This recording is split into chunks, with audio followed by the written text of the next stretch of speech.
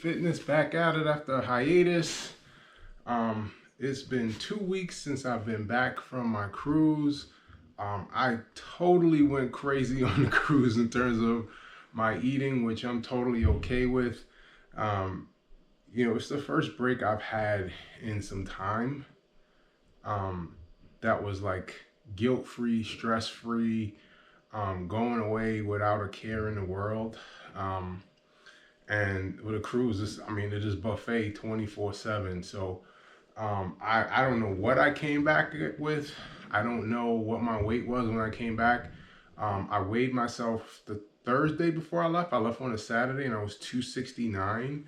Um, I decided not to try to push to get a pound off in a day because I felt like, you know what, had a great 2 months.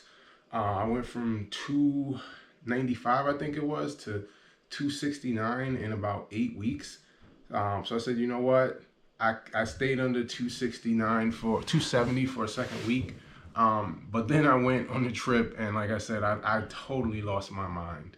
Um, I didn't work out at all. That was a conscious decision. I decided that I was not gonna work out. I was not gonna run. I was not gonna lift. Quite honestly, I got on a boat on Sunday and we left at 5 p.m.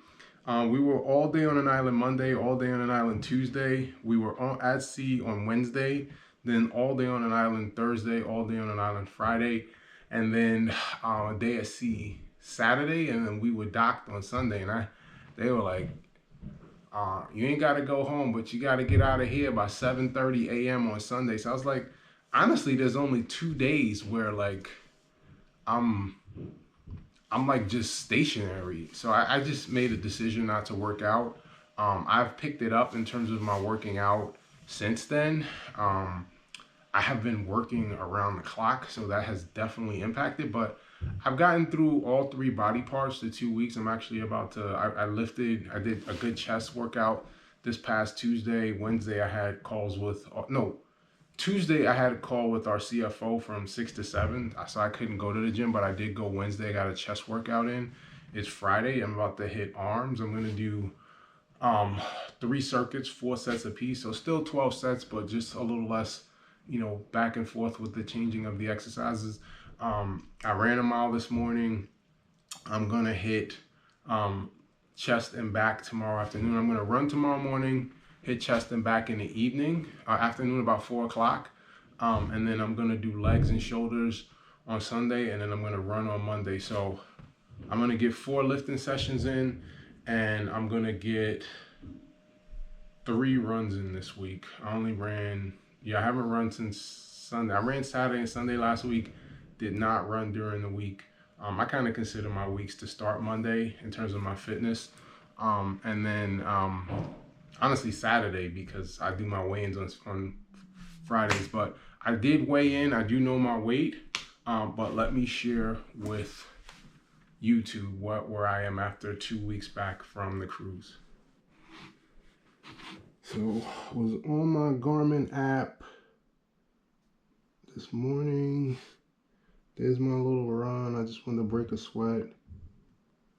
That was last 269. So I am up. There goes, you see, I was at the 269. I'm up 2.9 pounds after 2 weeks. So Lord knows what I was when I came back because I've had a solid couple of weeks. I wouldn't say great, but I've definitely not eaten like I did on my cruise. But yeah, it's good to be back in the range. A little off schedule considering my goals, but not far from where I last was. So as I said, I'm off schedule because I had set the goal of being 264.9 or less by June 30th, which is 2.5 weeks away. I think that's probably a bit of a stretch, but I do think I can target, losing another 4 to 5 pounds in the next 2 weeks and not getting discouraged by being off by a matter of, 2 or 3 pounds. I know, I don't like to, I guess in my mindset, the simplest way I can describe it is I don't want to get discouraged. I've set goals in the past, and when I didn't achieve them, like I do counterintuitive to what makes sense instead of doubling down. Like I said, in 2020 to 2022, which I really don't like talking about anymore because it's the past and I need to focus on now. When I would have a back step, like a setback, I should say, I would push harder. And it feels like I've gotten to the old Taji, pre 2020 Taji, where it's like I just give up. And so I'm not adopting that mindset. Instead, what I'm just trying to do is plot a course. I think, making it to 249.9 is well within reach. There's still 3.5 months left. And if I'm like 267, 268 on September 30th, I don't have another week-long cruise planned this year. Honestly, the next time I would even have a trip like that would probably be Christmas, which is why I keep saying I'm going to do my last weigh-in of the year on December 24th. So I'm not going to have a major setback like that. I have some weekend trips planned, but even those, like, I don't need to go crazy like I did. I honestly just wanted, I've been working really hard, working a lot of hours and still making time for my nutrition and my fitness. I honestly just wanted a week that was completely stress-free. And that's what I did. So that's why I don't have regrets. And if I was sitting here and I was 278, 279, I'd regret what I did. But I'm a little off schedule, but I feel like, honestly, in the next, 2 weeks, if I'm 267, 268 again, if I shed another 4 pounds, 5 pounds, and I'm back, firmly in the 260s, I'm not gonna regret it. So that's my mindset. I really, I felt, I will say what's a little disappointing is I felt like if I did get to like 264 with 3 months to go, um, that positions me to really make a push to try to make it to like 7 pounds a month. Um, to make it back to under 240 by year end.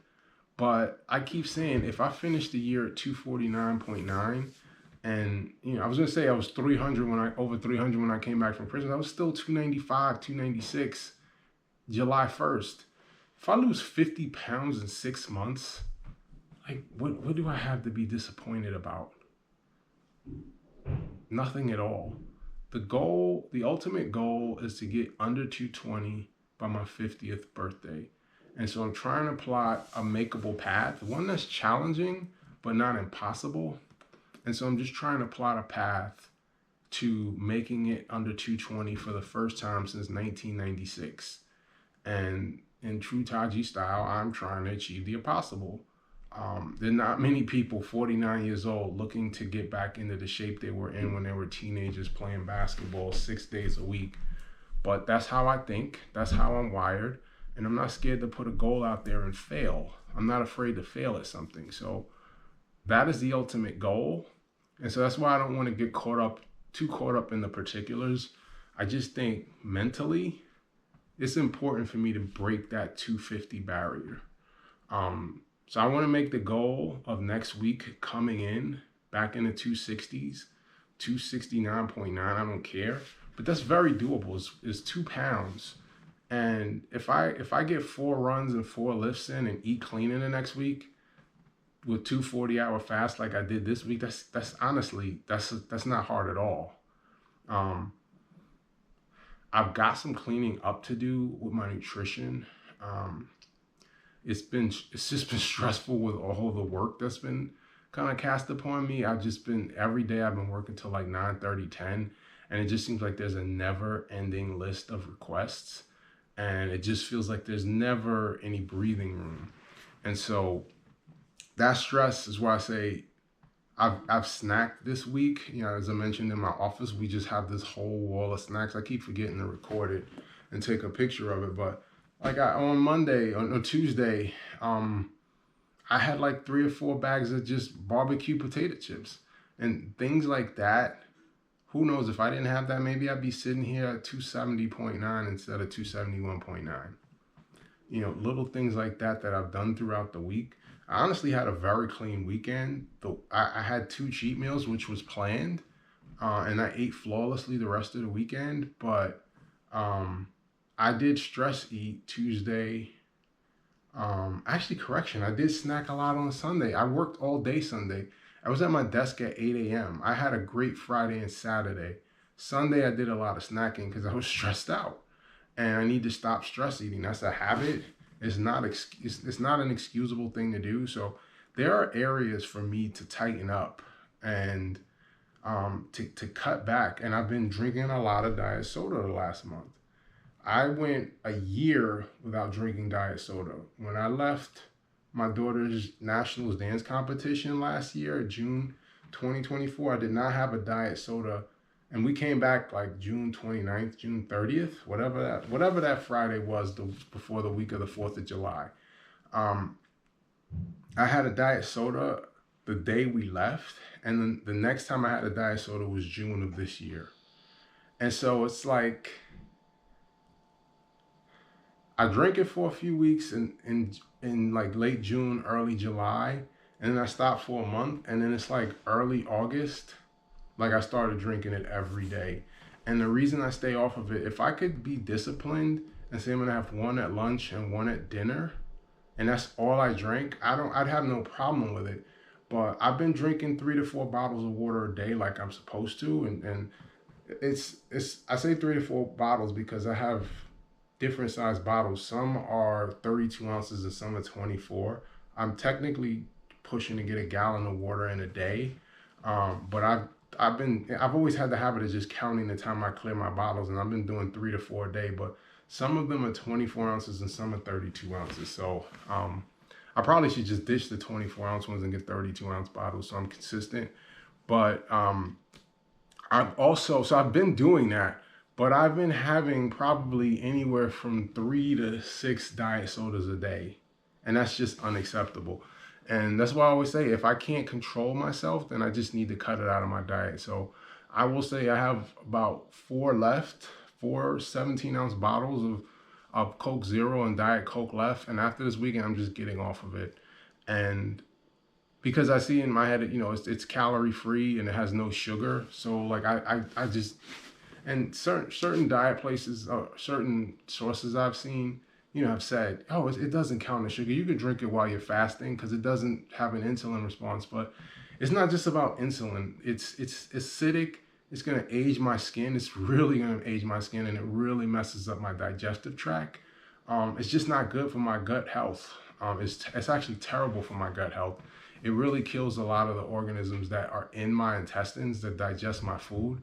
It's going to mess up my digestion. It's going to impact my ability to absorb vitamins and nutrients from my food. So I just need to ditch it altogether. I'm going to go back to what I was doing earlier in the year, which is I'm just going to have a Poppy at lunch, 1 can, and a Poppy at dinner. Because I hate, it's like I don't have a problem drinking water all day. I just don't like drinking it with my meals.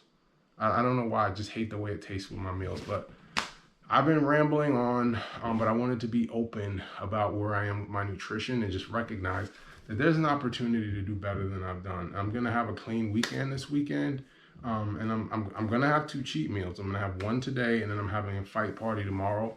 But outside of those 2 cheat meals, I'm gonna stay clean all week. And I'm really going to avoid the stress snacking that I've done, particularly like as the day goes on and it gets later in the day. That's really when I'm bad about it. So really gonna push 2 weeks from now on the 26th. That'll probably be the last weigh-in I do for the year. Maybe I'll just do my weigh-in on the 3rd. I don't know. But my goal is to get 4 pounds off 267 and change by either 2 weeks from now, and I'll give myself flex for 3 weeks from now if need be. If I'm 269 2 weeks from now and I get to 267 and change the week after, let's just continue to make progress, and let's have the goal of December 24th getting back into the 240s for the first time since 2022. In 2023 I was 250 on the dot, like 250.123, whatever it was. I was under 251, and I never got into the 240s, and then I just totally regressed from there. But I want to break that milestone by Christmas, so locked in on it on a Friday for Reed Fitness. Signing off. About to hit Armageddon.